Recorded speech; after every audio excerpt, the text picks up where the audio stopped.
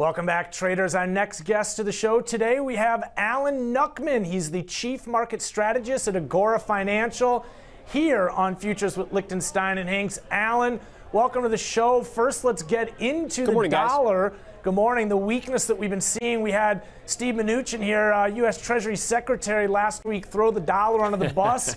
I'm curious, why does the Trump administration want a weaker dollar? Why do they want the dollar lower?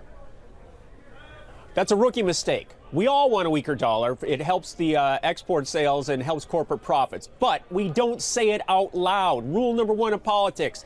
It's a quiet weak dollar policy. That's what they want. That's where the market's benefited over the last year. The dollar's gone straight down, essentially in 2017 from 100 to now below 90.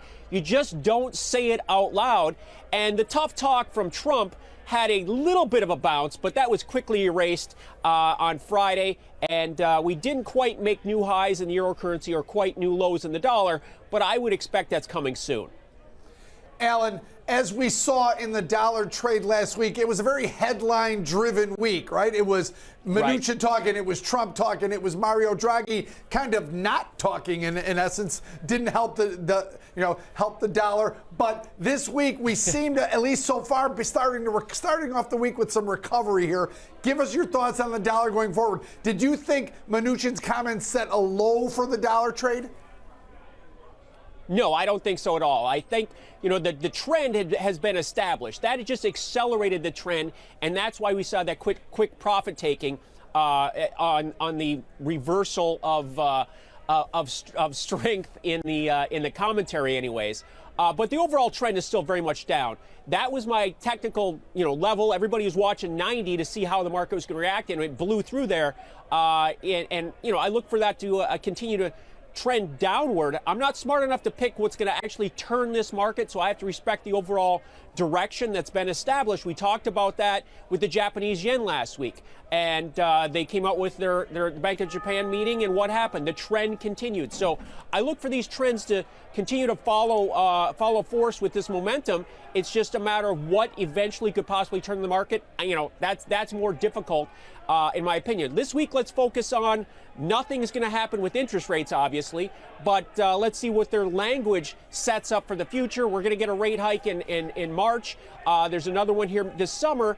It looks like the market's priced in 3 hikes, but I know they talk 4 a year. So let's see how they try and maneuver that. Alan, what are you going to be looking for in terms of the language on Wednesday?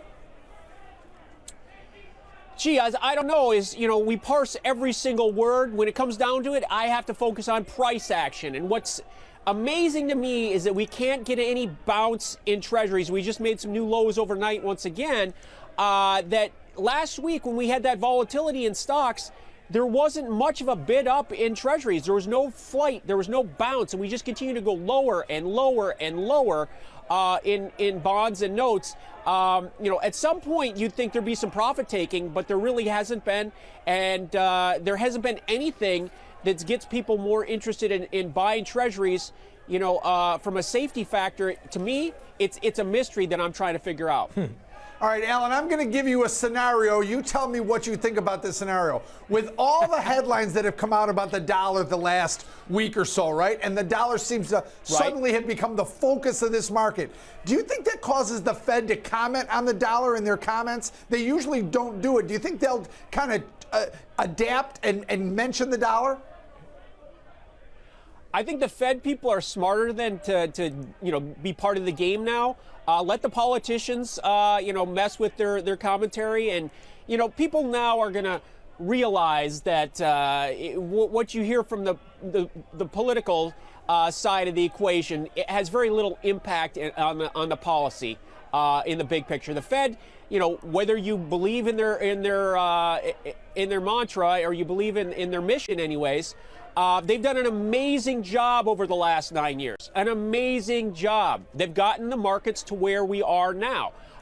You may not agree with their policy, but I think you've got to commend what they've done over the last 8 years. And, they've got their dual mission, and they've got the market stable and stock market doing very, very well. So I think they're in good hands.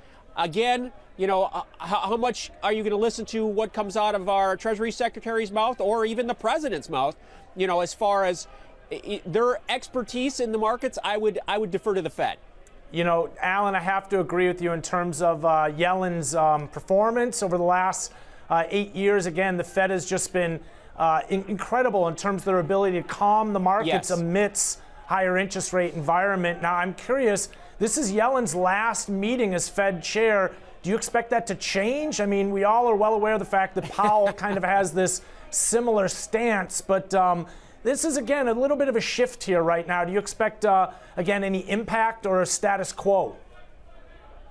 I would look for the status quo. Look for things to continue on this path. Again, the trends are established. They're very well versed in saying just enough to give us the information that we think we want, but not too much to move the market. So, that's what the Fed guys do, and women, obviously. That's their expertise, and they've done very well. I don't look for that to change anytime soon.